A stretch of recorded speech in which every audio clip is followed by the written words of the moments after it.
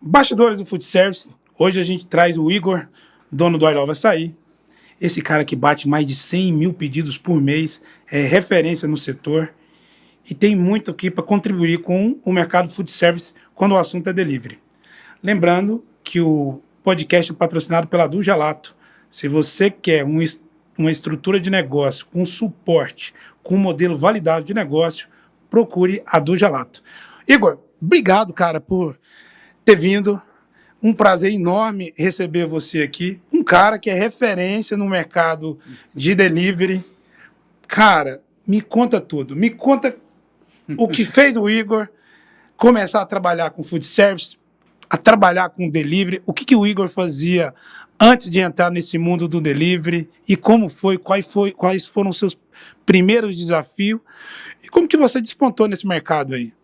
Obrigado, antes, pelo convite. É um prazer estar aqui para contar um pouco da história e a gente trazer as realidades aqui, que é um mercado bem difícil, né, de operar. Cara, eu sou empreendedor desde 18 anos de idade. Eu só trabalhei 2 anos na antiga Ricardo Eletro, né? E aí já comecei minha vida empreendedora ali na época com Lan House. Cheguei a ter 3 unidades. Da Lan House eu migrei para o mercado de telefonia mesmo. A gente tinha uma terceirização da antiga Brasil Telecom, que depois virou Oi. E eu trabalhei nesse mercado de telefonia até 2013. Em 2013 eu parei com isso, porque eu sou um cara muito de números, e a gente teve um ápice desse negócio de telefonia, e em 2013, 14, 15, 16 ali já veio uma ladeira abaixo no modelo de negócio que eu operava. E aí chegou ali em novembro de 2013 e eu falei, cara, se eu continuar 2014 eu fecho no vermelho.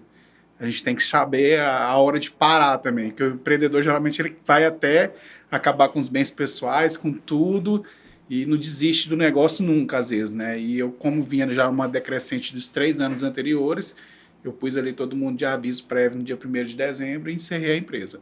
Fiquei ali alguns meses parado mesmo para ver o que eu ia fazer, porque eu já tinha empreendido com telefonia há 10 anos já, era o que eu tinha feito até o momento como empreendedor, só sabia aquilo, e fui ver o que eu fazia. Minha esposa, na época, foi quando começou a ter um ápice de Instagram. Ela entrou nesse mercado, ela é influencer digital. Eu entrei bem para ajudar ela na assessoria de carreira e tudo, e depois a gente começou a empreender nesse meio mesmo. Então, eu cheguei a ter uma agência que fazia assessoria de alguns influenciadores digitais. Nesse meio termo, eu também trabalhei com entretenimento, com eventos de stand-up.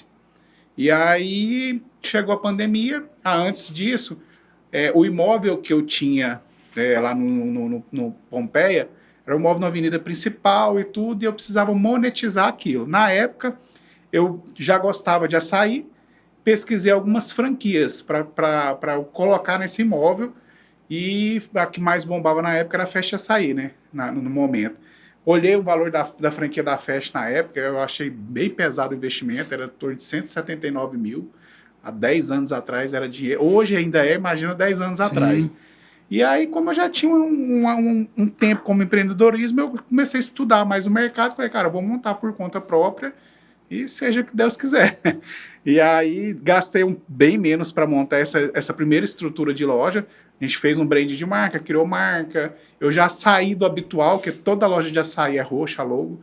A minha amarela, já começou por aí. Quando eu sentei com a agência de marketing para a gente definir brand de marca, eu já falei, cara, eu quero ser diferente do mercado, não quero vir com uma proposta para ser sempre igual. E aí, todas as marcas que eu vi, 90% delas é roxa. E é até hoje, a maioria das lojas de açaí, geralmente quando você vê, é o tom de roxo. E aí a gente criou a I Love. Desde o começo eu tenho produção própria, já gostei dessa ideia de ter já uma produção própria para a gente melhorar um pouco a margem de lucro. E aí, na época, eu busquei uma consultoria, que era uma pessoa de Brasília, que é a Amanda.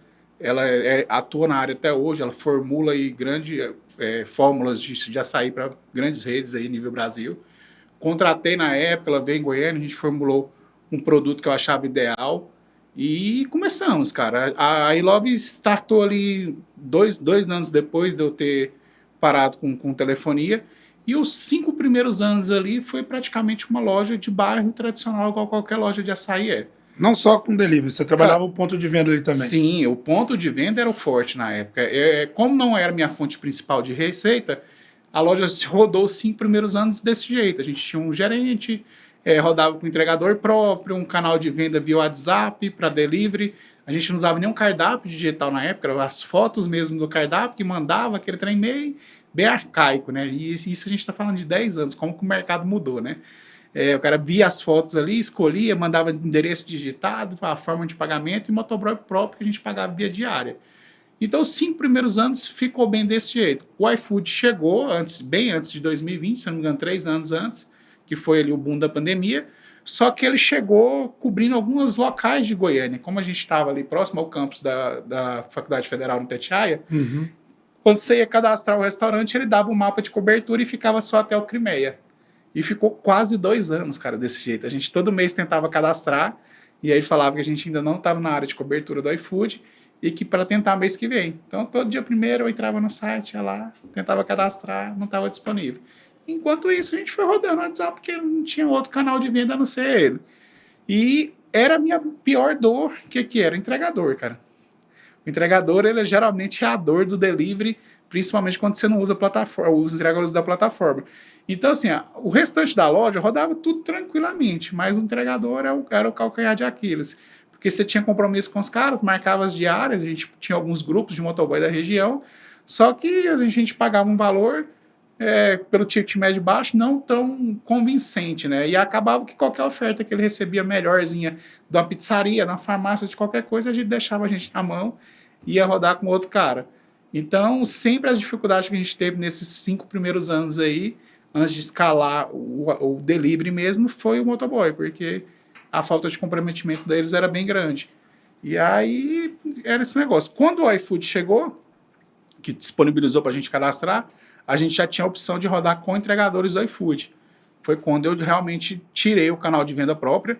Até hoje a gente não tem esse canal mais e vende hoje os deliveries só pelo iFood. Eu já tive operações, assim, eu já entendi o que era o mercado de marketplace por ter operado já em Mercado Livre, na Amazon, na antiga na rede B2W, que era Americanas, Netshoes, essas coisas. Então, eu já tive contato com esse mundo antes do iFood. E aí, quando o iFood chegou, eu entendi muito bem o que era a mecânica da plataforma. Então, eu tive uma facilidade grande de operar o iFood e escalar ele bem quando a gente entrou. E com menos de um ano que a gente estava no iFood, chegou a pandemia. Quando chegou a pandemia, a principal renda minha era o mercado de eventos. A gente parou devido aos lockdowns lá e tinha uma previsão ali de retornar no mínimo com 2 anos. E aí, nesse período aí, nasceu o Otto, foi bem no auge da pandemia, outubro de 2020. E eu falei, cara, eu não dou conta de ficar dentro de casa. O cara que ela veio empreendedora, né? Um negócio rodando, que não fechou durante a pandemia. E no primeiro lockdown ali a gente teve um boom muito grande de pedidos. A gente fazia ali em torno de 150 pedidos no domingo, que já era um volume bacana. Começou a fazer 300, 400, teve domingo da gente bater até 700 pedidos. E aí eu fui para dentro dessa operação, porque antes eu tocava mais, eu passava 1 ou 2 vezes por semana na loja para ver como que estava. Não era meu negócio, entendeu? E aí fui para dentro, entendi que era o boom que teve, a pandemia e tudo, fui estudar um pouco sobre pandemia, vi que dependia de uma vacina, a cura daquilo ali. A vacina anterior mais rápida que tinha sido criada no mundo foi em 4 anos e 9 meses. Um estudo, projeto e tudo, né? Vai demorar isso aqui, né, Igão? Eu falei, cara, isso aqui tem uma demanda mundial, eles vão acelerar o máximo possível, né? Porque tava morrendo gente em cima de gente, mas no mínimo 1 ano. Isso aqui, uma vacina não se cria, até porque o povo nem entendia ainda o que era a pandemia direito, né? Ali os 6 primeiros meses ali foi uma surpresa para todo mundo realmente entender e os sintomas também, eles variavam muito de pessoas para pessoas, né? Tinha pessoas que era atleta e morria, tinha gente que tinha várias comodidades, pegava e não tinha nada, então era um negócio meio assim, muito obscuro, se falava muito, né? Teve muito fake news nesse início de pandemia, de remédios que tomava, o povo tomava vermífero para Covid. Então, assim, era um trem muito louco. E aí, quando eu vi que realmente a solução era a vacina, eu falei, cara, de 1 a 2 anos. Aí foi onde eu caí para dentro, ajustei esse início da operação desse boom que teve de delivery, vi que o negócio era promissor, eu tinha um lucro líquido bacana, gostei do que estava operando, eu já era um cara que eu uso sistemas de integrações desde o começo. E aí vi o que me sobrava de margem líquida, foi onde eu decidi escalar a iLove. E aí, nos 2 primeiros anos de pandemia, a gente abriu 10 lojas em 2 anos. E aí minha esposa quase me largou nesse período, porque falou, você é doido, todo mundo tá recruindo, gente quebrando e tudo, e você quer escalar negócio. Eu falei, cara, mas é o viés do negócio, é onde uns choram, os outros vêm de lenço. Então foi onde a gente decidiu realmente escalar aí a I Love. E aí no começo eu fazia tudo. A gente abria uma loja a cada 3 meses, aí eu meio que montei uma equipe de obra, de eletricista, de gesso, de pintor, do que eu precisava para essas operações funcionar. A gente já tinha uma parceria bacana com o iFood, no fato de comunicação com eles, já tinha um executivo de canal que atendia. E aí eu fui entender mais a fundo ainda quando a gente decidiu fazer a expansão da I Love. E aí a gente meio que definiu raios que eu queria cobrir em Goiânia e foi expandindo por base em mapa de calor. Então eu peguei igual a primeira loja, na hora que você pega a loja do Pompeia para o Pedro Ludovico, dá 14 quilômetros. Só que igual, geralmente as lojas minhas estão 6 quilômetros uma da outra, que antigamente você conseguia subsidiar raio de entrega de 3 em 3. E aí, para não pegar o raio de uma com outra, a gente colocava 3. E aí eu olhava os imóveis que eu tinha naquela região, em 4, 5 quadras, e definia. Igual as lojas minhas, nenhuma praticamente está em avenidas principais do setor, porque eu já montei essa estrutura de expansão baseada num sucesso dentro do iFood. Então, hoje, o que se vende de presencial nas minhas lojas, que não é o foco de negócio, ele é mais para custear uma despesa operacional. Hoje, se eu tirar o iFood do negócio, eu não mantenho nenhuma loja aberta. Ela nem se paga. A estratégia que era, eu tenho que fazer uma cobertura maior, e agora eu só replicar o modelo que já deu certo, então eu vou estar mais próximo do cliente, onde realmente tem a alta demanda, são ali em raios menores, ali mais próximos. Não preciso de lugares com alto custo de ocupação. Com um aluguel caro, né? Eu posso ter em qualquer lugar. E ali a loja vai ser para pagar mesmo as despesas operacionais ali da loja. E ali você começou a escalar de vez o aí, negócio. Realmente eu estudei bem a fundo o que era o mercado de marketplace. Na época a gente tinha alguns outros players ainda que atuavam no mercado, que era a própria Uber Eats, a 99 e a Rappi, que tem até hoje em Goiânia ainda. E, cara, eu falei, cara, esse aqui é o futuro. Eu senti muito isso quando a gente deixou de ter o canal próprio do WhatsApp e migrou para o iFood. A gente perdeu muito pouco cliente nessa migração, sabe? Cliente que realmente, eu não vou pedir no iFood.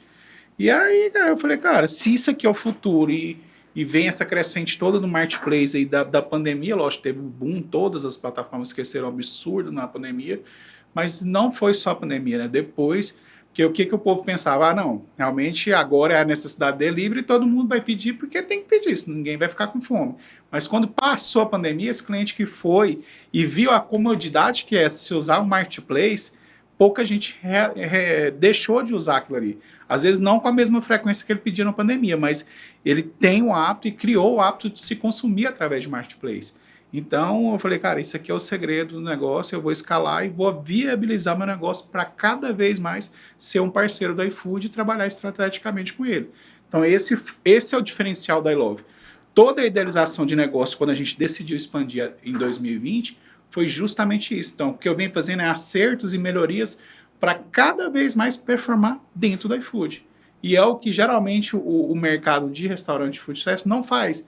Ele geralmente tem uma operação que o salão se custeia tudo ali, geralmente 70%, 80% da receita dele vem de uma venda presencial e o delivery é um plus. Então ele nunca dá a devida atenção que se tem necessidade de um delivery e nunca vai ser o canal principal de venda dele. Então ele nunca vai conseguir, ele não vai chegar um momento dele separar cozinhas para operar salão e delivery. Ali ele vai ficar como um extra e quando estiver entrando aquilo ali tá bom. Ele não dá a devida importância igual a gente deu quando resolveu a expansão e virou realmente um modelo de negócio.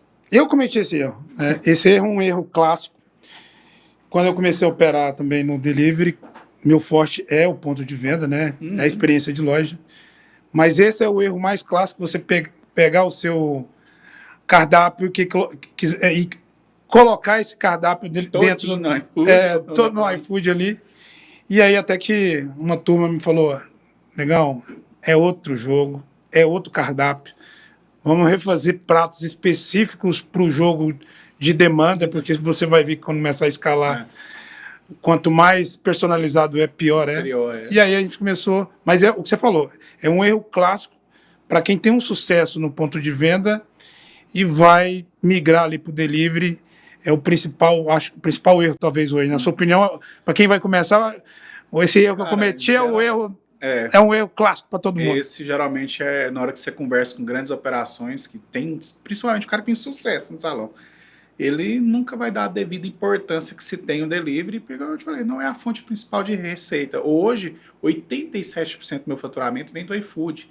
Então, é a galinha dos ovos de ouro, é onde eu, Igor, tomo conta da rede da iLove, é a única atividade que eu sou responsável e por ter o relacionamento com a plataforma e planejar todo o planejamento estratégico. O restante tem todo um time que toma conta, entendeu? Então, ali que entra realmente o faturamento bruto, é onde eu cuido. É isso a minha função hoje. E quando a gente decidiu virar a chave para delivery, realmente ali quando fez a expansão, eu tinha um faturamento bom presencial. A loja dava um retorno até legal na época.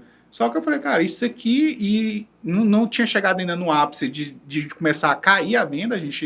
Depois que a gente saiu desses lockdowns da pandemia, a venda nunca foi mais a mesma, igual eu cheguei a vender 12 mil numa loja de bairro no domingo, era um resultado excepcional. Hoje, tipo, antes de decair, que aí vem diminuindo muito essa visita, principalmente a negócios de sorveteria. Igual assim, o que eu vejo como cliente? Antigamente eu tinha o hábito de ir pelo menos 1 ou 2 vezes no mês, no domingo, numa sorveteria, mesmo não tendo filho, para tomar sorvete. Hoje o que eu percebo muito? Que o cliente que para na sorveteria, geralmente ele está passando. Ele não sai de casa para ir na sorveteria. Ele está vindo de algum lugar e você vem percebendo muito esses pontos de venda, são focados muito só na venda presencial, que, cara, a venda de salão ela vem caindo ano a ano. E não só o mercado que a gente atua, restaurante. Em todos. Restaurante, sim, comida. Loja, grandes redes fechando, às vezes, metade das operações. Bancos, né? Se você pegar o Itaú, você viu. Você está vendo uma loja do Itaú, amanhã não está lá mais. Santander mesmo, sou cliente de Santander há mais de 10 anos também. Né? Eu nem sei quais agências tem fisicamente, mas porque a gente fica, igual eu mesmo, deve ter uns 3 anos que eu não vou fisicamente num banco. E quando precisa de alguma coisa ali para estreitar relacionamento, o gerente que vai no nosso ponto de venda. Então, não sei nem onde é a minha agência. Eu sabia que era no Guanabara, mas já fechou tem uns 2 anos ou mais e nem sei nem para onde está. Se eu precisar realmente ir na minha agência fisicamente hoje, eu não sei onde é. Então, assim, vem mudando muito nessa relação de consumo da população.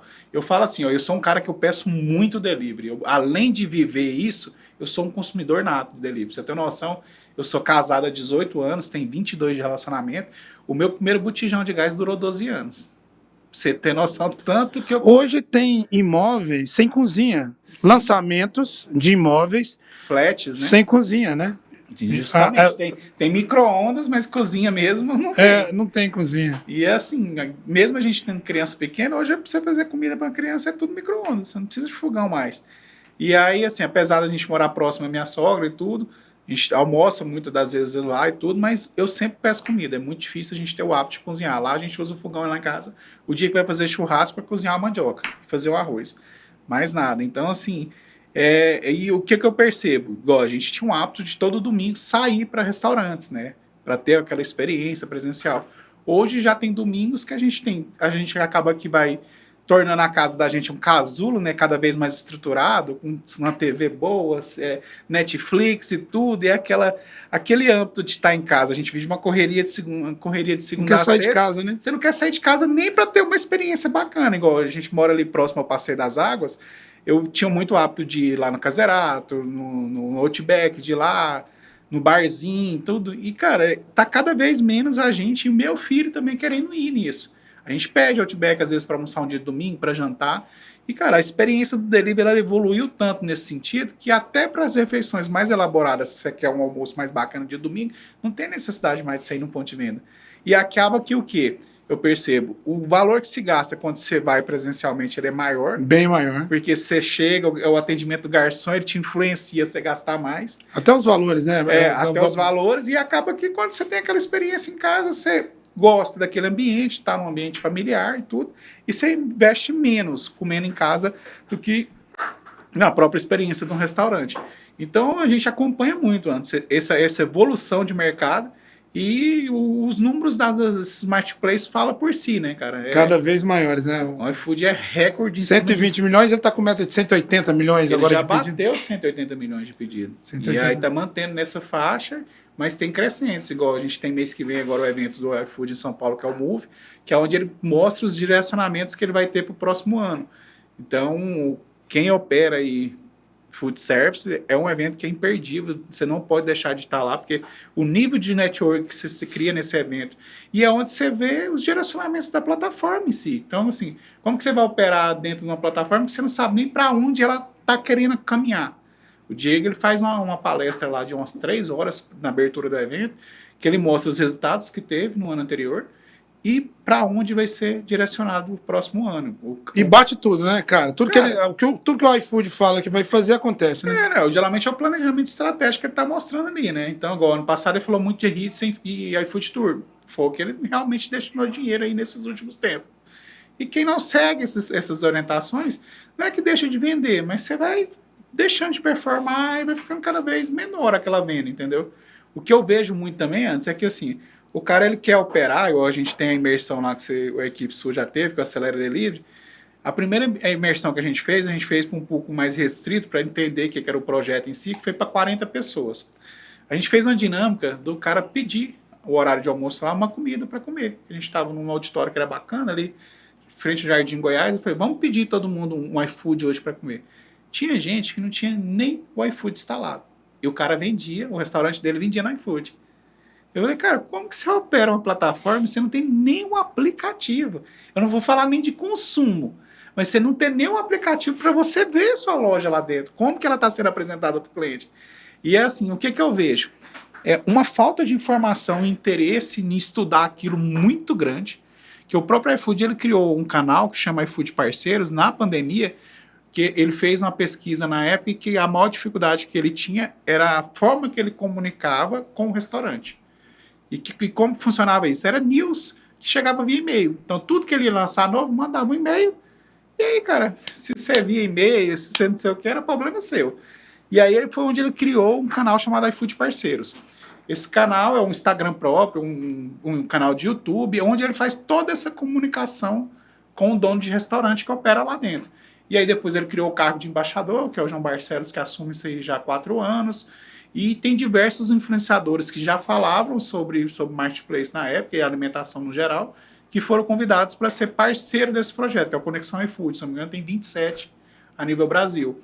E aí, realmente, ele vem investindo nesses 4 últimos anos aí, muito pesado em melhorar o entendimento do dono de restaurante. Porque o que é a dor hoje do dono de restaurante?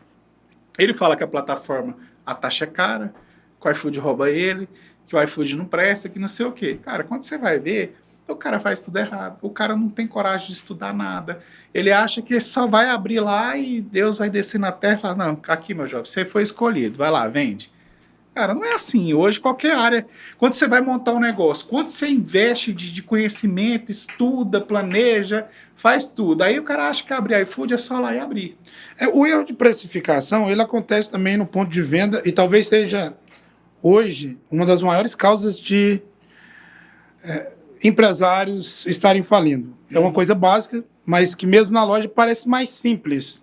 Quando eu vou precificar uma loja, não é tão difícil você imaginar o seu DRE, precificar os valores e saber o quanto você tem que vender para saber o quanto você tem que lucrar. Mesmo assim, nós vemos empresários falirem, na grande maioria, porque precificou errado.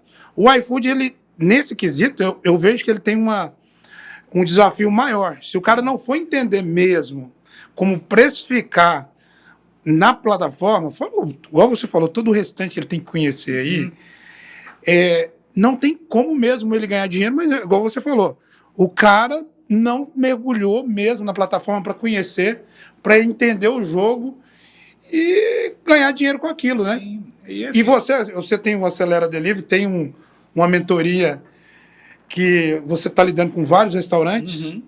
Conta para nós quais as maiores dores de cara que você está vendo aí da galera, e você está fazendo um trabalho de mudar a mentoria, a mentalidade dessa galera. E o que você tem feito para mudar a mentalidade dessa galera? Quais são os primeiros As primeiras ações que você faz quando você vê esse tipo de problema, quando você entra com a mentoria de vocês? Cara, assim, a gente lançou essa turma agora no último Acelera, que foi dia 27/7. A gente selecionou 15 parceiros, né, para estar nesse primeiro momento. E aí o que a gente já buscou? Uma visita presencial, que a maioria das mentorias é online. Não é daqui de Goiânia, às vezes o cara contrata profissionais de fora. E aí eu quis visitar, entender o que é a história do cara, o que é a estrutura que ele tem naquele estabelecimento, como que ele chegou ali, entendeu? E, cara, a gente teve uma sorte de pegar players muito bons no mercado, e o que me assustou um pouco foi a falta de conhecimento do iFood, cara. Coisas muito básicas, assim, da plataforma, a pessoa não tinha conhecimento. Isso me assustou um pouco no primeiro momento. E, assim, uma estrutura de estabelecimento, às vezes, o que a gente pegou que tem mais recente, se não me engano, tem 4 anos de operação. Então, o cara já viveu 4 anos.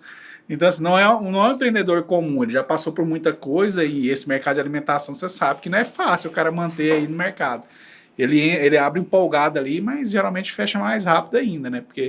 E aí o que me estranhou um pouco foi essa falta de conhecimento básico, mas muito básico. Sabe uma coisa que eu aprendi contigo? Eu conheci o Igor, via o sucesso dele no delivery, marquei pra gente ter um bate-papo, ele me convidou para um evento em Brasília. Sabe uma coisa que eu aprendi contigo, cara? Besta. Você vai falar, mas isso é basta, eu não sabia disso aí. Não sabia. O calendário das ações do iFood. Promocional de marketing. Que ali te dá um norte de como você vai desenhar as suas estratégias. Sim. É uma coisa muito importante que, para mim, foi um divisor de águas. Ali é o divisor de águas. O cara, quando ele começa a entender que existe toda uma programação mensal, muda geralmente o resultado. Eu vi aí que os últimos que você postou deu um up bom no iFood, né? Deu. E tu, assim, cara, você me deu umas 3 sacadas, assim, foram várias, né? Mas você me deu umas 3, assim, que mudou o meu jogo pra caramba e foi graças a você. E eu sou um cara aberto mesmo, um cara que compartilha informação absurdo, e por isso que tá tendo esse prestígio todo aí, com toda essa galera. Eu vi o Acelera, foi um sucesso. Foi. Fiquei feliz pra caramba com o resultado lá de vocês. E quando você pega aquele calendário, e aí você que está assistindo aí, que tem todas as ações do mês, você vai entender ali, até a precificação começa ali, né? Quando você entende os valores que vão estar dentro das ações, para você precificar para entrar naquela ação X, ali muda teu jogo. Você fala assim, cara, mas eu só dava prejuízo. Pois é, você precificou um produto... Um ajustezinho ali de R$2, R$3, aí o trem começa a dar lucro e você não... E igual você falou, e é um documento que é disponibilizado há, acho que mais de 2 anos já, uns 2, 3 anos. E vai ver a quantidade de parceiros que tem interesse naquilo ali, é mínima.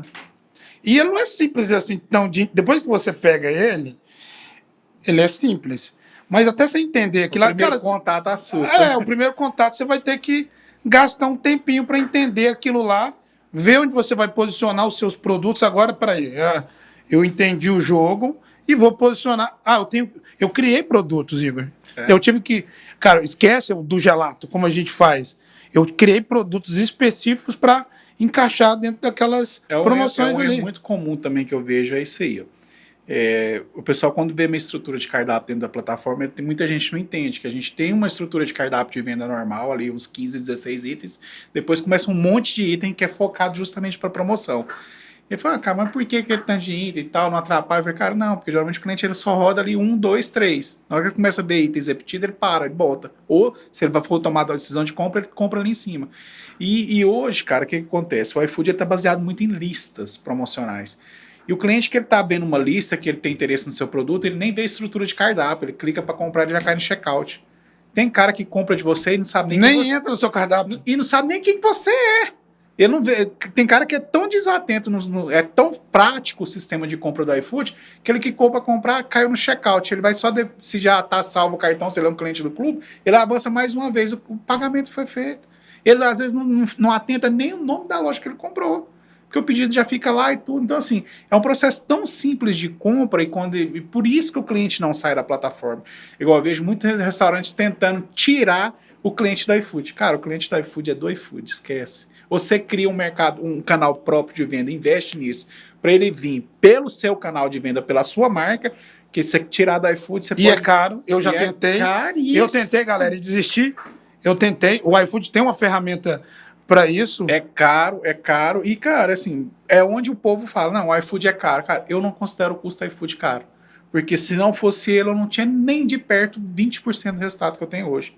Então, assim, e o que você pega? A praticidade de se operar iFood. Quando você pega um restaurante como um todo, você tem ali, é como se você tirasse todo o restante de salão, garçom, recebimento de mercadoria e tudo, e sobrasse só a cozinha. Geralmente você sobra 20% dos problemas. Os problemas maiores não estão numa operação de cozinha, ela está no restante todo. Atendimento ao cliente, tudo.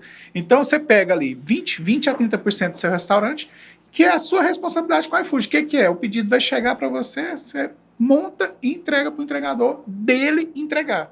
Então, assim, é uma operação muito simples. E aí, quando você opera ainda com culinárias, que é mais simples ainda de se operar, igual mexo com açaí salgado, aí o negócio, por isso o povo não entende, assim, nossa, mas como que você consegue fazer ali 120 mil pedidos com 12 lojas? Eu falei, cara, dá para fazer muito mais, a gente fica trabalhando para fazer mais. O cara acha, assim, os números surreais, mas é uma operação simples, sabe? O próprio funcionário, quando entra na minha empresa, ele passa ali por 3 dias de teste, cara, ele tá apto a trabalhar tranquilamente, porque a estrutura de cardápio chuta, ele vê ali o que é. Em 3 dias ele passa por tudo que tem que se passar dentro de uma operação minha, entendeu? E a gente não sofre tanto com essa dor de mão de obra, que é uma grande dor hoje do mercado de food service, justamente por ser um padrão, apesar da gente não ser uma franquia, mas ter um padrão em todas as lojas, de cardápio, de estrutura de loja, funcionamento. A gente é uma operação que roda 24 horas, então eu tenho metade do meu time operacional de folga todos os dias. Fala pra galera quais os benefícios de operar. Esse cara trabalha 24 horas. Isso é algo quase assim... inacreditável de se ver no mercado. Quase ninguém, eu não vejo ninguém trabalhando 24 horas, só que o cara tem uma sacada aí. Conta aí, qual que é o benefício de trabalhar 24 horas? Qual é o benefício de trabalhar de madrugada? A gente começou ali, abrindo até 2 da manhã, uns 3, 4 anos atrás, que é onde o iFood permitia, né, você ficar com a loja aberta quando se rodava com a logística dele. Então, o que eu precisava? Eu precisava maximizar o máximo de faturamento no começo. Então eu falei, se eu já fico aberto X horas, eu vou aumentar o tempo de abertura e o que vender a mais, lógico, fui vendo os números disso, para ver se compensava, e fui estendendo. Acho que, se não me engano, tem 3 ou 4 anos que o iFood estendeu o horário até 4 da manhã e hoje é 24 mesmo, 24 horas disponível. E aí, quando saiu de 2 para 4, eu já migrei as operações para 24 horas, porque eu tinha dificuldade desse turno que saía 2 da manhã. Porque eu tinha que pagar Uber para esse cara ir embora, ou esse cara tinha que ter um transporte próprio. E aí eu comecei a perceber o quê? O mercado, principalmente de açaí, que a gente já opera em Salgado 3 anos para cá só. Cara, 90% das lojas de açaí fecha 10 da noite. E aí, quando dava ali 10 horas, meia-noite em si, você vê que a própria, não só de açaí, mas a oferta de restaurante aberto, ela cai para 7% só da base. Então, você já começa a ver aí. E o consumo, ele não cai nessa mesma proporção. Porque Goiânia, se você for pensar o comportamento de Goiânia, é uma vida muito... A noturna em Goiânia ela é muito agitada. Não só por jovens, mas por profissões, por devidas situações. Igual, a gente tem polícia militar, que trabalha 24 horas, bombeiro, hospital, porteiro de prédio. Assim, se eu lembrar de cabeça que umas 15 profissões trabalham 24 horas. Então, esse povo tem fome e come de madrugada. A própria vida noturna ela é aquecida em Goiânia. Tem muita gente que sai para ir para bar 11 da noite. E em dia de semana, não estou falando no sábado, de sexta-feira, não. Então, assim, eu vi... E Salgado também, veio de madrugada também pra caramba. Cara, e aí, nesse primeiro momento, a gente, quando abriu ali os períodos da madrugada, era só açaí. E começou a ser, cara, quando disponibilizou mesmo até 4 da manhã, o segundo melhor período de venda meu. Pra você ter noção. Porque quando você abriu o iFood de madrugada há 3 anos atrás, o que você tinha? Pizza e hambúrguer. E o Salim Mustafa lá, com a comida abre. Mas ninguém abria esse horário. Era só essas 3 opções. Então, quando a gente chegou com açaí, que é uma comida mais leve, principalmente pro horário da madrugada, deu muito certo. Porque o cara tá com fome, mas calma, se eu pedir um X-tudão aqui, eu vou dormir empazinado e tudo, tô comendo. Já tem a dor de comer fora de horário, né? Tá comendo em horário errado. Melhor pedir um açaí. É mais leve e tudo. E deu muito certo. Depois, quando a gente começou operar com salgado, o salgado que deu mais certo ainda, cara. Porque o salgado é um tipo de culinária que ele vende 24 horas do dia. O cara pede para tomar café da manhã, ele pede para substituir almoço, ele pede para lanchar à tarde, ele pede para jantar e ele pede para comer de madrugada. Então, assim, completou muito os picos de venda. Com a saída tem uma venda muito fraca no período da manhã, geralmente. Vende, mas pinga pedidos, né? Não é uma venda... E dá para vender com valor diferente, né? Porque é um... Sim, cara, a gente faz também esse sobrepreço na madrugada, porque como você tem... É a lei de oferta e demanda, né? Se você tem mais demanda que oferta, eu vou pôr uma sobretaxa aí, porque a gente tem adicional noturno. Então, assim, a gente tem uns custos a mais para rodar essa operação 24 horas. A gente tem um quadro de funcionário maior para operar, um pouco maior, mas fica em torno de 20% a 30% só do que é uma operação normal. Não é que dobra. O povo pensa muito quando enxerga uma operação 24 horas que o custo vai ser o dobro do que ele tem hoje com folha. E geralmente não é. Quando você faz os cálculos, ele fica em torno de 20% a 30%.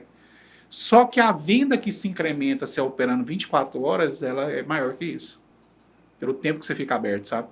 E é um cálculo difícil e varia muito também da culinária que a pessoa trabalha. Igual uma pizzaria 24 horas. Para mim não faz sentido.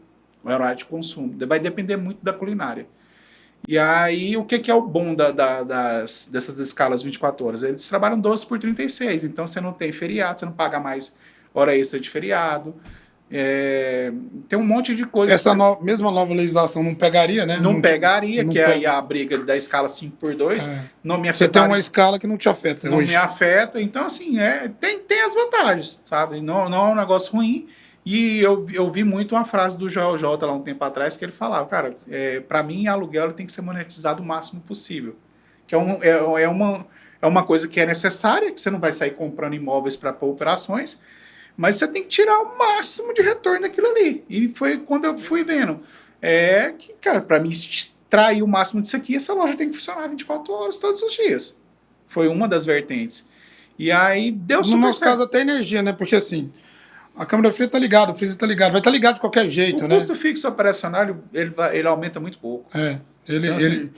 Igor, qual que é o seu maior indicador? O que você mais tá atento para você medir lucratividade e investimento, às vezes, em alavancagem dentro da plataforma? Quais são os principais indicadores para você ficar de olho ali na plataforma? Cara, a gente... Por ser um parceiro exclusivo, a gente tem, acho que você também tem acesso àquele painel de redes do iFood, né? Onde mostra ali um mapa geral de todos os IDs que você tem dentro. Ele facilita muito a gestão. Antes eu usava alguns outros integradores para ter aquela visão que o próprio iFood te fornece hoje. Cara, o que eu vejo? A questão de pedidos diários, para ver se está fazendo dentro da média que se estava esperado para o dia. Ticket médio, para mim é uma coisa importante da gente ter ali dentro do que eu busco. E, cara, é um dado que às vezes tem pouca gente que dá atenção para ele, é o quê? Tempo médio de conclusão de pedido, cara. A gente hoje, o sucesso da iLove hoje para mim é baseado o quê? Numa operação simples, e não é porque é o melhor açaí de Goiânia, que a gente está longe de ser disso. É o quê? Eu creio que seja o mais rápido. A gente tem um tempo de conclusão média de pedido de 16 minutos. A média de mercado é 36, então a gente está menos da metade disso. Então, quando ele toma a decisão de pedir alguma coisa no iFood, ele já está com fome. Ele não programa para ter fome 9 horas da noite. Essa foi a segunda sacada importante que você me deu. Hoje a nossa rede inteira chegou em 19 minutos. A gente está tentando melhorar. Mas uma sacada que você me deu que mudou minha vida foi a questão do tempo de conclusão de pedidos. O tempo de conclusão de pedidos e que o iFood libera todo início de mês, toda a estratégia dele de campanhas durante aquele mês, né? Que eu não sabia que tinha esse documento para você fazer uma análise e aí sim montar uma estratégia com precificação correta, onde vai te dar uma margem. Se você não tem isso para trabalhar, você não tem estratégia praticamente daquele mês, né?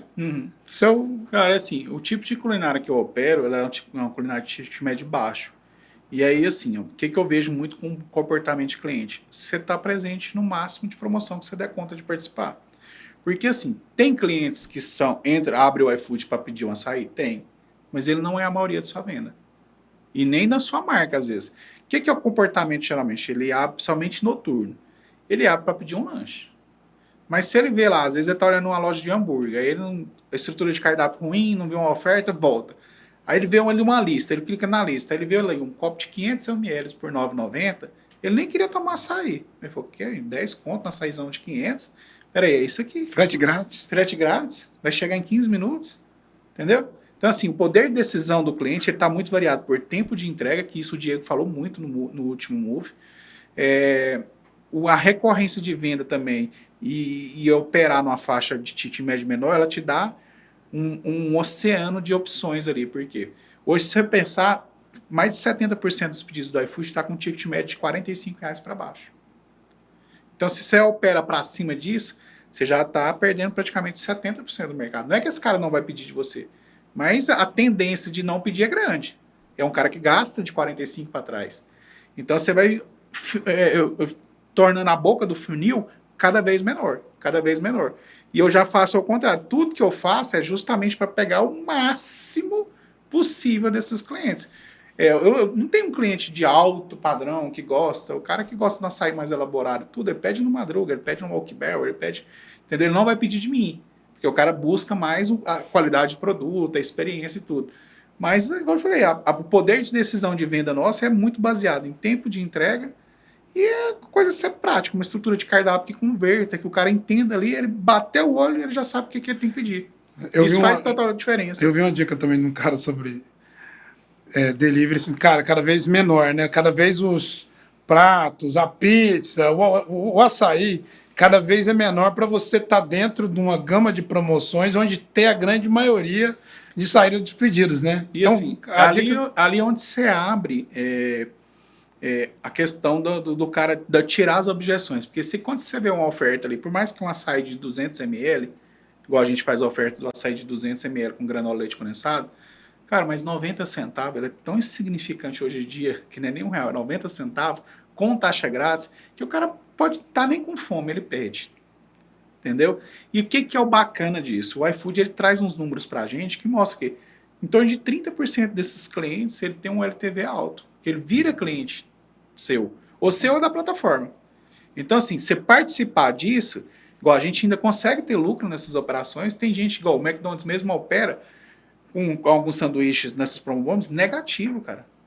Ele perde dinheiro para participar disso, mas ele enxerga o jogo mais a longo prazo, porque ele perdeu ali, às vezes, R$2 naquele primeiro pedido, mas ele está convertendo 30%. E quanto de pedido esse cara vai converter a vida inteira no iFood? Às vezes, os R$2 que ele está tomando de prejuízo, ele pega um LTV em 2 anos que o cara traz de retorno para ele R$2, R$3 mil. Entendeu? Galera, LTV é o tempo que o cliente vai comprar de você. Então, hoje um indicador que é muito usado para o tráfego pago, né? Uhum. Que você gasta uma grana, você pode calcular um ROI, mas o ROI não é mais o principal indicador.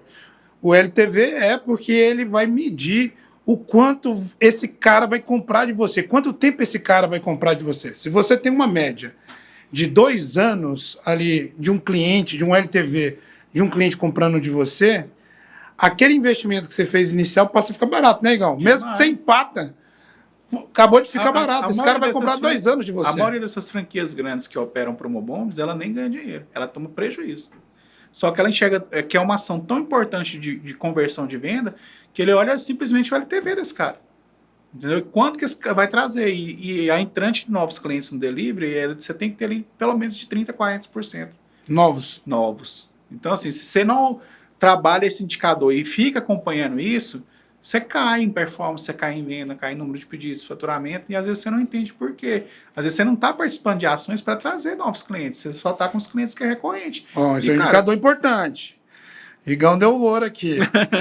Então, a quantidade de 30%, 40% eu aí... Eu trabalho na minha rede em torno de 30%, 40%, e meses tem que ser novos. Ser novos, e meses que esse cara, que é o mês mais atípicos do iFood de promoção, chega a bater 50%, 60%. Porque é um mês que o iFood põe muito mais grana para trazer tráfego, né, para a plataforma. Então, fica bem mais. Igual a gente teve um ápice esse ano, num mês até atípico, que foi abril desse ano. Porque março já é um mês muito bom no iFood. Para quem não sabe, é o ano de encerramento fiscal do iFood. O ano do iFood não é de janeiro a dezembro, é de março a março de cada ano. É uma coisa meio Você não entende por quê, mas Mas tem outras empresas, muitas empresas que têm essa questão de ano fiscal diferente. Então não é só o encerramento de ano fiscal do iFood é em março. que é importante também saber, a galera saber, porque o cara mete o pé porque assim, para vender nesse último mês, né? O iFood ele gosta muito de entregar as metas, né? Que foi traçada para o ano. Então, esse março desse ano, ele chegou um pouco abaixo do que ele estava esperando para entregar. Então, acho que aí o Diegão foi lá e abre a torneira da verba para o marketing aí, porque eu quero bater a meta. Esse mês, falando para a galera, tanto que é importante, né? Uma dica valiosa. Sim. Cara, mês de março, pode esperar que você vai vender muito. Para o comércio em geral, o povo não dá nada para março, né? Para o cara que sabe operar delivery e entende isso, é um mês muito bom. Outro mês bom demais, também já ligado ao comércio, é o mês de novembro, né? Que está ligado a Black Friday, o iFood realmente investe pesado também no mês de novembro. Então, você tem que ficar atento a essas coisas, essas particularidades. E se você perguntar de 1 a 100 aqui, ó, que conhece pelo menos essa informação do encerramento de ano fiscal do iFood, por que vende mais, às vezes no mês que ele não esperava, não sabe. Esse ano ele tinha um objetivo de não bater no... Tinha uma meta do iFood. Sim, quando iniciou o março, ele estava abaixo em relação aos outros anos do que estava programado. Então, foi muito bom o mês de março. E aí ele já começou o próximo ano com os 2 pés no acelerador, porque aí bateu meta e abril, teoricamente, é um mês que é para ser ruim.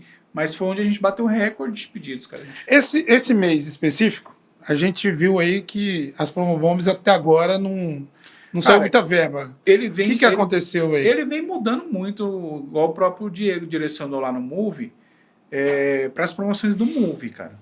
Do Move, não, desculpa, do Hits. E assim, o Hits eu já percebi uma crescente dele, já desde o início desse ano, que o Hits ele teve uma expansão grande entre janeiro, fevereiro e março. E aí ele está hoje em quase 30% das cidades que o iFood já atinge, né? O iFood hoje está em torno de 1.500 cidades a nível Brasil. Mas tem as cidades principais, são as capitais, e cidades tipo uma Uberlândia da vida, que tem 1 milhão de habitantes. Então, ele expandiu muito a crescente da Hits, porque o que é o legal do Hits? Ele aumenta um pouco o ticket médio, ele foge um pouco da Promobomb. E o que era a dor que o dono de restaurante tinha com o iFood? Quando você juntava a taxa da plataforma, o incentivo da campanha promocional, de campanha inteligente, o que seja, mais a taxa grátis, isso onerava muito o produto. E aí, se você embutisse tudo isso, o produto ficava com uns preços meio surreal. Tipo assim, um produto que era R$20 na loja, você teria que vender a 40 no iFood. E às vezes o nível de conversão cai drasticamente porque o cara sente que está muito fora da realidade da venda presencial. E aí o que ele fez para melhorar isso? O Hits, o que é? Você entra com um cupom, uma coparticipação, que ela varia de 5 até R$10, 5, 8 ou 10, de acordo com a faixa de valor, e o iFood banca aquela taxa de entrega. Ele lançou isso lá no Move. Goiânia chegou desde outubro do ano passado, foi logo depois do Move, já disponibilizou em Goiânia. E aí o que é bacana, cara? Ele vem melhorando e aperfeiçoando mais. E eu creio que a tendência é ele voltar as energias e a verba de marketing cada vez mais para isso. Por quê? Ele consegue ter uma melhor eficiência logística quando esses pedidos é pelo Hits, que eu não sei, isso aí já é uma parte sistêmica deles, que ele tem uma eficiência logística melhor que quando é pedidos pela campanha inteligente. E eu creio que é alguma coisa de engenharia que eles fizeram para ter isso. E o hábito de consumo, o cliente parece que tem uma recorrência melhor no Hits que no campanha inteligente. E aí, assim, cara, o iFood não é uma ONG, ela tá ali para ganhar dinheiro igual a gente. Então, se ela vê que aquilo ali funciona melhor e dá mais margem, ela vai direcionar cada vez mais. Agosto foi um mês que a gente percebeu isso muito forte. Ele tirou muito parte do incentivo de campanha inteligente, que é onde entra as promobombs, e focou em Hits. Então, assim... E é uma parada assim, importante que o Igor está falando. A gente percebeu isso também, mas se a gente não está ligado nisso, a gente está, de repente, preparado uma estrutura de cardápio para promobombs, né? E o Hits é uma estrutura... É diferente. É diferente. Se eu não estiver preparado, eu perco. Ali eu podia ter verbas e aproveitar disso. E se o cliente não tiver... Cara, e o restaurante não tiver... importante, cara. O tanto que a questão do iFood ela é volátil, né? Eu conheço operações grandes que ainda não se atentaram a isso. Igual a gente bateu papo agora semana passada com um cara, que ele é até referência do mercado de estrogonofe aqui. Ele achou o quê? Que era o mês de julho dele foi péssimo. E ele achou que tava ligado o quê? Férias, a não sei o quê, não sei o quê. E ele não tava nem participando de hits. Eu falei, cara, quando você falou lá no, na Acelera sobre a questão do hits, que eu me atentei. Eu falei, cara, meu fluxo de venda caiu, é porque eu não tô acompanhando a plataforma. Eu não tava nem participando do hits. Então, assim, às vezes a gente acha que é o mercado que tá ruim, porque aí você vai conversar com outros empresários do ramo, todo mundo reclama. Eu falei, cara, o que que eu vejo muito? Você tem que ver se o iFood está crescendo. Se o iFood está crescendo, cara, Alguém tá pedindo. alguém tá vendendo. Alguém tá entendeu? vendendo. Aí Ah, você 180 milhões não baixou não, meu querido. Tá lá ainda. Entendeu? Aí onde eu busco muito é os indicadores de Goiânia. Eu viro para a coordenadora da praça e cara, tá, como é que tá as vendas do iFood? Ah, não, tá melhor. Tá normal. Tá? Então, cara, se eu não tô fazendo o que eu fazia, alguma coisa está errada é comigo, não é com a plataforma. Se eu deixo de vender, o iFood está vendendo, outro cara está aproveitando isso. Então, assim, foi o que me surpreendeu, que é uma operação bem consolidada, que o cara, às vezes, igual você falou, como muda muito, você tem que ficar atento a essas mudanças. E, assim, tem coisas que tá na nossa cara, a gente não vê. Se você for pensar, aquele banner do iFood laranjado lá do Hits, de R$10, cara, aquele banner tem 3 meses que tá ali, 24 horas praticamente. Toda hora que você abre o iFood, tá lá. Por que o iFood tá mantendo um banner daquele o tempo inteiro? Cara, E com a visibilidade tremenda ali. tremenda. Quem não tá ali dentro ali tá perdendo praticamente 50% da venda que ele podia ter. Entendeu? Não é que você deixa de vender, mas você vai sentindo que tá diminuindo, mês a mês, mês a mês. Só que às vezes você não sabe. Aí o cara vai lá, mexe em cardápio, mexe em preço, mexe um monte de coisa e às vezes o que ele tá deixando de vender é porque não tá sendo mostrado. E A galera experiente no delivery, por exemplo, tá reclamou pra caramba desse mês de agosto por conta das verbas que não tiveram ali nas promobombs. E como você falou, quando você vai olhar o iFood não mudou, é um indicador. Cara, como que tá a venda na praça de Goiânia? Não só a nível Brasil, mas Goiânia, 1,5 milhão de pedidos, mais ou menos, que o iFood. bate em torno de 1,6. Ah, tá vendendo do mesmo jeito. Então, ali é uma estratégia que o próprio iFood mudou e, às vezes, por exemplo, quem vai no iFood Move, por exemplo, tem um direcionamento já claro, como você foi e tem. Lá o cara já deu a luz, falou, meu amigo, o caminho vai ser mais por aqui. E quem não vai, não participa, por exemplo, de um evento desse, eu vou levar uma turma de franqueados dessa vez, quem não vai, não tem já uma direção do que ele tem que fazer no próximo ano, porque pode ser totalmente diferente do que ele fez esse ano, né, Igão? Não, sim, ó. Se eu tivesse continuado fazendo o que eu fazia no iFood ano passado, certeza que eu não tinha nem metade do resultado que eu tenho hoje, entendeu? Então você tem que acompanhar as mudanças da plataforma. Ela é uma coisa que ela vai se adaptando e se reinventando o tempo inteiro. Porque esse mercado de food, se você não se reinventar e trazer novas coisas o tempo inteiro, você fica para trás. Sim. Então, assim, o bacana do iFood é isso, que ele faz pela gente e isso a gente só tem que acompanhar, ter a expertise de entender para onde que ele ajustou o leme e ajustar também. Igual eu vejo muito erro de dono de restaurante, e igual a gente tocou na questão de promoção. Ele não cria um item específico para promoção. Geralmente ele quer pegar um item de cardápio. E aí, geralmente, aquele item de cardápio ele não tem o melhor CMV possível para estar ali dentro. É um item que às vezes trava a cozinha. É um item que não é feito para ter escala. E ele não corrige isso. Entendeu? Então, assim, uma coisa que eu falei e assim faço muito é criar ofertas, o produto mesmo, o item no cardápio específico para uma promoção.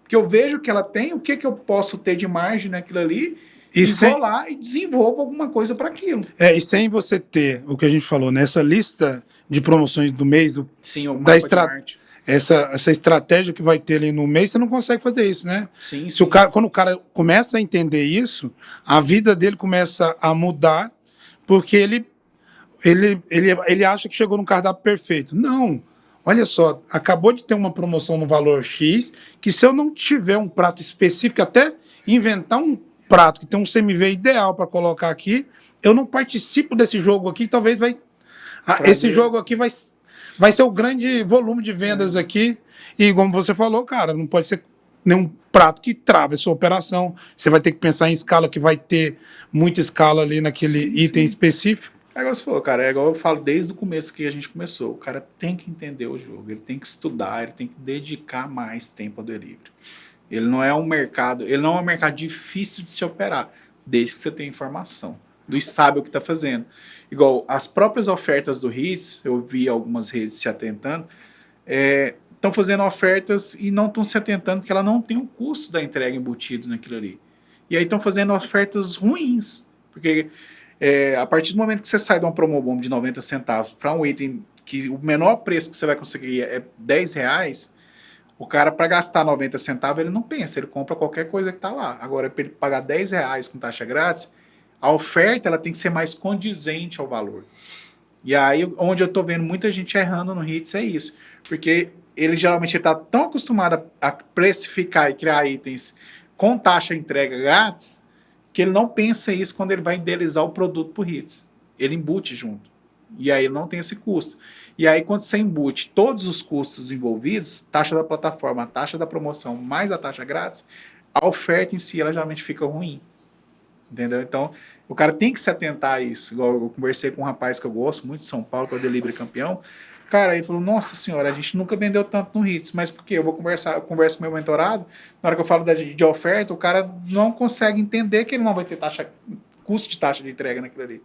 E aí quando eu falo que não tem, quando você for pegar a taxa de entrega média hoje do iFood é R$ 10. R$ 10 numa precificação, num produto desse, faz uma diferença gigantesca, entendeu? Do que você vai pôr lá. Você vai ter de custo. Do que vai ter de custo, entendeu? Então, assim, a pessoa não está se atentando a isso. E é onde você tem que... igual, ali está o lucro, né? Ali está o lucro do negócio. Se ele não pensa nisso, ali está o lucro. Porque, vamos supor, você pega uma lista de promobomb lá de 90 centavos, o que você via, cara? 30% você via ofertas ali dentro que foi desenhada para aquilo ali. Geralmente era grandes redes, a gente, você, mas e o que entrava muito ali? Adicionais de alguma coisa. Entrava uma mandioca, entrava, sabe, adicionais de algum prato, upsell de algum prato, não era uma oferta pensada para estar ali. E aí mesmo sendo R$ 1, não vende, porque faz sentido, por mais que é R$ 1 você comprar uma mandioca cozida, uma porção de mandioca, o cara não vai pedir, ele tem que... Essa é a questão, sabe?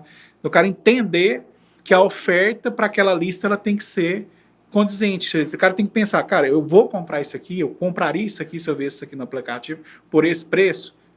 Um opção, mesmo que baratinho, de mesmo colher e guardanapo, você acha um erro? 99 centavos. Cara, para você colocar... Eu não mando. Se o cliente quiser, ele paga. É uma opção. Você coloca como opção, um opçãozinho ali. Que ajuda, né? Pô. Cara, não é nem pelo valor, é porque isso impactaria demais no meu custo na seguinte questão. Vamos supor ali que desses 120 mil pedidos que eu faço mensal, 50% fosse açaí. Cara, o valor de custo, por mais que uma colher custe ali 5, 4 centavos, mas vezes 50 mil pedidos, impactaria. Impacta. Entendeu? E o que você vê? 90% do cliente pé delivery não tem necessidade do talher para comer. Ele está no escritório, ele está na casa dele, ele está em algum lugar que ele já tem esses negócios. Então, se você põe só obrigatório para marcar, grande maioria vai pôr sem necessidade. Quando você põe algum valor, por mais significativo que seja, o cara já não paga. Aí vai pagar quem realmente precisa daquilo. É esse o entendimento que eu tenho, entendeu? E aí você corta. É igual eu vejo muito, pizzaria, hamburgueria, mandando ketchup. Cara, pra mim tem que ser um upsell. O custo que você tem de um cara que faz 10 mil... E o cara pagaria. É um valor barato, mas que hoje até quem está no ponto de venda é tão caro. Se você pode ir no McDonald's, que o cara ele coloca ali dois ketchup para você no máximo, né? Porque ele tá vendo que pesa esse valor. Num delivery com prato assim, mais barato, pesa muito mais. E se você for pensar agora, a geladeira lá de casa mesmo, o primeiro negócio ele ficava cheio de sachê, porque tem operações que mandam demais aqui, manda 10 sachê para você comer um sanduíche. Eu falei, cara do céu, você quer comer o ketchup, não é o benefício principal, não. E aí muita gente não come. E assim, você vai tendo um desperdício. E aí, quando você tem escala de volumetria, quando você corta ali 50 centavos de alguma coisa que era um custo desnecessário, você fala de 120 mil pedidos, 50 mil reais. Então, eu vejo que você teve conversando com você, né? se você não tomar cuidado, o custo de embalagem, esses acessórios, ele pode impactar 20 a 30% se você não tomar cuidado. E eu vi que você toma um cuidado muito forte com isso, você tem uma forma estratégica de trabalhar muito bem isso aí, que acaba representando um custo muito pequeno no seu CMV, Sim. mas porque você trabalhou mesmo de forma estratégica aquilo ali, né? Eu vejo que você trabalha com muita estratégia para ter um custo menor possível. O menor possível. Porque não é pequeno o custo, né? Não, não é não. Um saco craft hoje, eu não sei o que essa galera faz aí, que um saco craft hoje é um absurdo de preço. Eu acho que tá acabando as árvores do planeta. Rapaz, como que pode um saco craft ser caro? E se você vai personalizar... Mais caro ainda. Aí que ele dobra o preço só para você personalizar o saco craft. Você tem um brand de marca, cara. E assim, o bacana que você tocou nesse ponto, que, igual a gente, no começo lá, o que eu fazia? Eu usava copo térmico, eu usava personalizado copo térmico, a gente opera multimarca já lá desde o começo. Então eu tinha um scaninho na minha loja para 5 marcas de açaí que eu tinha. Então eu tinha copos de 300 e de 500 da marca X, 300 e 500 da marca Y. Então eu tinha, olha o tamanho de estoque que eu tinha que manter na loja. E o craft de cada marca. Então o cara, quando ele pegava o pedido, a primeira coisa que ele olhava, qual que é a marca que esse cara comprou. E aí ia montar o pedido. Cara, quando a gente foi entendendo o jogo e diminuindo o tempo de entrega, eu vi que não tinha necessidade de um copo térmico, que era um custo que é 3 vezes maior que um copo plástico PP. E, cara, a apresentação não é feia de um copo plástico PP. Tem muita loja que vende, usa esse tipo de copo na própria salão. E aí eu falei, cara, nossa, um isopor é X, mas aí foi crescendo, aquele custo foi impactando. Eu falei, cara, se a gente entrega em menos de 20 minutos, para que eu estou usando copo térmico? Isso. Sem necessidade. Sem necessidade. Ainda mais o açaí. Que ele tem uma... Demora bem mais que o sorvete, por exemplo. Ou milkshake. É muito menos sensível, né? Muito menos sensível. Aí eu falei, fui lá e cortei. A embalagem também, a gente migrou do craft justamente na pandemia, porque eu pagava ali, se eu não me engano, 24 centavos, 25 num craft. Quando no primeiro lockdown que eu fui fazer a compra de novo, começou para 90 centavos. Chegou a 1,80 na pandemia. O mesmo craft que eu pagava 25 centavos chegou a custar 1,80. Como que você repassa isso no ticket médio baixo? Exatamente. Tinha que absorver boa parte disso. Eu falei, cara, não faz sentido. E, igual eu falei, ia demorar a pandemia. O boom ali não ia regredir tão fácil esse preço. Até hoje é caro o craft, né? Nunca voltou a ser o valor que era antes da pandemia. E aí foi onde a gente desenvolveu aquelas embalagens que eu uso hoje, acho que você já viu. E a gente roda indústria gráfica. É uma barreira de entrada alta, às vezes, para uma operação pequena? Porque você tem que rodar ali pelo menos 200 quilos de plástico para rodar um material desse na indústria. Mas para mim não dá 2 meses de estoque. Então, assim, o quanto você eleva o número de pedidos e faturamentos, você vai reduzindo o custo justamente com essas coisas, que é uma coisa que não é acessível para uma operação pequena, mas para mim cabe muito bem dentro do jogo. E você começa a comprar cada vez melhor também, né, antes. Quando você tem volume, você tem poder de negociação com o fornecedor. Igual hoje a gente compra quase tudo, os meus insumos já é direto de indústria. Quando você tira só de você tirar da cadeia um distribuidor daquele produto, você está falando de uma economia de 30% a 40%, que é o que o cara ganha. O cara não vai comprar da indústria para te vender para não ganhar nada. É uma cadeia, indústria, distribuidor, consumidor final. Então, assim, quando você corta aquilo ali e consegue comprar direto da indústria, você está falando ali, e o que é o bacana disso? Tudo que você economiza hoje, na linha de DRE, a economia ela é R$1 de lucro direto, 1 por 1. Agora, o povo fica muito iludido em crescer faturamento, né? Vender mais. Vender. Ele acha que o problema dele é vender. Às vezes não. Às vezes, se ele conseguir reduzir custo na operação, ele ganha dinheiro vendendo o mesmo tanto. Ele maximiza a renda líquida dele ali só comprando melhor. Eu vou dar um exemplo bacana do que você falou aí. Se você vende R$1 a mais, não é R$1 de lucro. Agora, centavos, geralmente. Se você economiza R$1, isso aqui é R$1 de lucro. É lucro puro. Quando você consegue economizar R$1, isso é o lucro inteiro. Mas se você aumenta R$1 só na venda, é como você falou, é 10 centavos, 15 centavos no máximo que você vai ter de lucro desse esforço a mais de R$1 na venda. Então, quando você começa a focar em ser mais eficiente aqui no seu custo operacional de tudo que você vai fazer numa empresa, você começa a falar, rapaz, você sabe que eu posso gastar mais tempo, até mais aqui, do que querer vender muito mais? E o jogo de marketplace, o povo está muito, assim, Lógico, brand de marca, cara, é uma coisa super importante, mas você tem que entender e onde ser feito isso. Às vezes é igual você falou na embalagem. Ah, tá, mas aí você deixa de ter brand, você deixa de ter um reforço e tal. Cara, o cara que compra marketplace, ele não tá muito preocupado com isso, não. Ele é muito mais sensível a valor, ao produto, sim, custo daquilo, do que se ele vai receber com uma divisórias e uma Marmitex com divisórias e não sei o que, não sei o que. Cara, se ele recebe uma Marmitex de isopor, num tempo rápido, com uma oferta bacana e uma comida que ele acha satisfatória, converte do mesmo jeito. Não E vai comprar até de novo. e vai comprar de novo. Não é o fator principal de decisão do cliente, entendeu? Porque se você for pensar, não é uma commodity. Lógico, tem marcas que têm um valor agregado super alto, um Quintaro da vida, um 1008. Cara, o cara que pede no 1008, ele espera receber realmente uma embalagem top. Não dá para mandar um 1008 não Marmitex, mas quantos anos de brand de marca o cara construiu para estar naquilo ali, entendeu? Então, assim, o povo fica muito iludido com isso, né? Não, quero ser um negócio que, Ave Maria, cara, quantos anos vai levar? Que custo vai custar isso? Eu primeiro, para mim, a principal veia que o empreendedor tem que ter, cara, a gente não é ONG, eu quero ganhar dinheiro. Sim, sim. Então, tem que pensar muito nisso. Igão, aproveitando aqui que a gente está falando sobre essas alavancas de performance, numa ordem de 5 aqui, me fala qual a primeira, o tempo. O tempo de entrega. Tempo- O mais rápido possível que você consiga ser. Esse aqui é o principal diferencial que o cara pode, que ele vai ter ali na plataforma. Que ele vai ter na plataforma. O que você ficaria ali em segundo? Cara, o próprio iFood te mostra muito. Você está dentro da média do mercado de precificação. Então, você tem esse poder de ver, lá o próprio portal de iFood te mostra se você está dentro da realidade que o cara está gastando naquele tipo de culinária. Então, você tem que estar dentro Analisar o preço, que já vai estar, inclusive, ali na plataforma para você fazer essa análise. E isso aí é diferente do cara olhar o concorrente e precificar igual.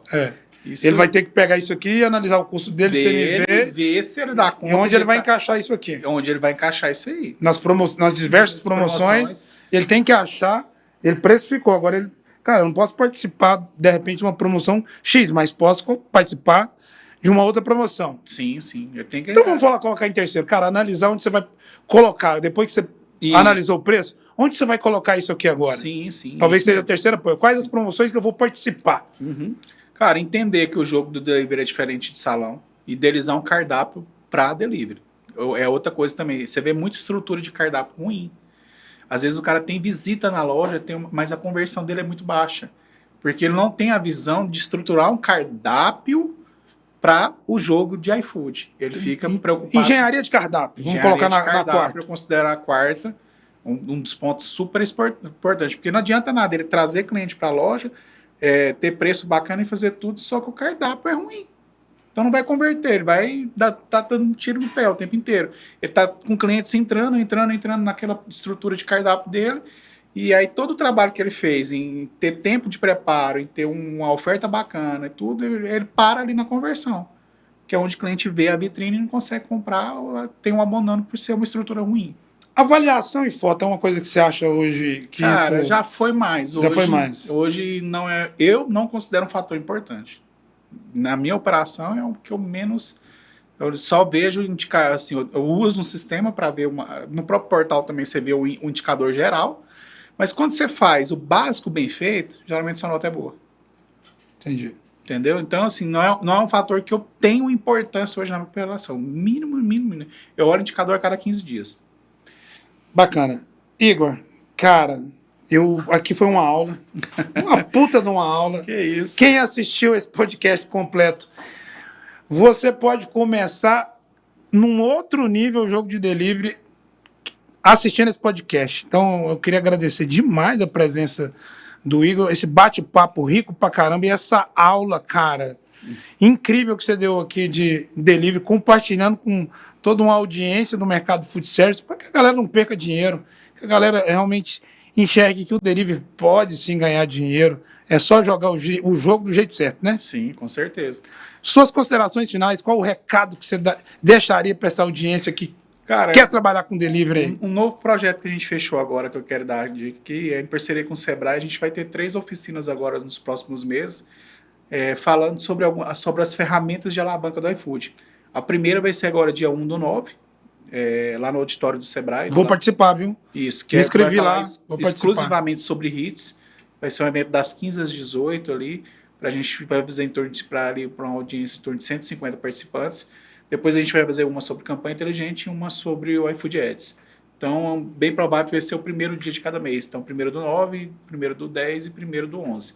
Então, os próximos 3 meses a gente já tem essa agenda em parceria com o Sebrae. Acompanhe a rede social nossa lá, tanto do Acelera como a minha, que a gente sempre que abre a vaga para esses eventos. E o bacana é que vai ser um evento totalmente gratuito. Tem data para o próximo Acelera? Para o Acelera ainda não. A gente, bem provável, vai ter uma Acelera, mas em novembro em Brasília. E talvez está saindo também um em Fortaleza. Goiânia vai ser no começo do semestre do ano que vem. Tá em cima, mas quem quiser ir no iFood Move vai ser dias 16 e 17 de setembro. Quem estiver vendo esse episódio aqui ainda conseguir ir, cara, não perde não, porque é o maior evento hoje de delivery no Brasil e dando as diretrizes da maior plataforma que tem de delivery no Brasil, uma das maiores do mundo, não? Sim, sim. O Move é indispensável você estar lá. É uma média de um público de 12 mil pessoas. Gente de todo canto do Brasil tá ali. É isso aí. Os maiores estão lá. Galera, muito obrigado. Igor, obrigado demais pelo seu tempo aqui com a gente. É isso aí. Até o próximo podcast, Bastidores do Food Service.